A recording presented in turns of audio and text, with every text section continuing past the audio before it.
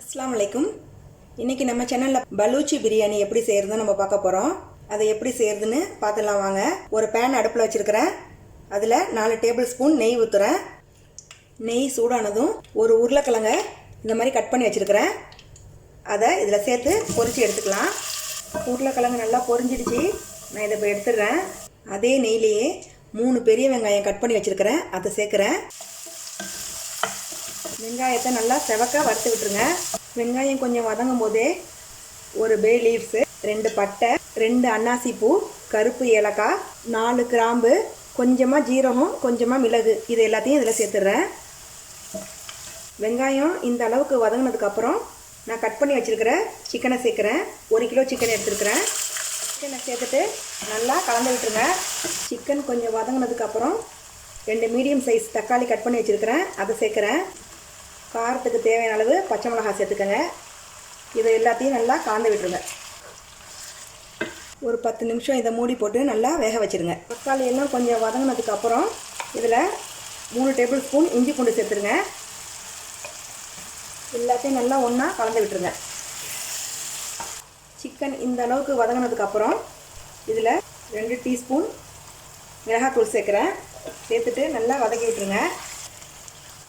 இந்த பிரியாணிக்கு நம்ம பிளாக் சால்ட்டு தான் சேர்க்கணும். அப்போ தான் டேஸ்ட் ரொம்ப நல்லாயிருக்கும்.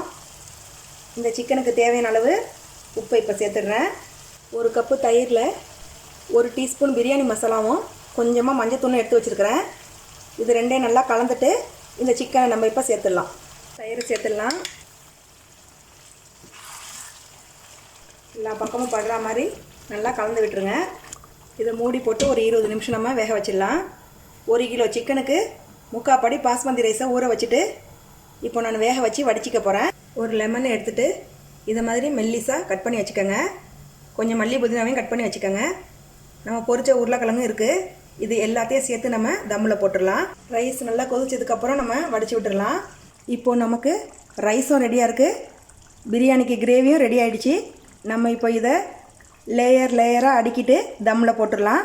இப்போது தனியாக ஒரு பாத்திரத்தை எடுத்துகிட்டு நம்ம வடித்து வச்ச ரைஸ் அதில் கொஞ்சம் கொட்டியிருக்கிறேன். அதுக்கு மேலே நம்ம கட் பண்ணி வச்ச மல்லி புதினா போடுறேன். இதுக்கு மேலே நம்ம சிக்கன் கிரேவியை போட்டுட்டு அடுத்தது இது மேலே மறுபடியும் நான் ரைஸை போட போகிறேன்.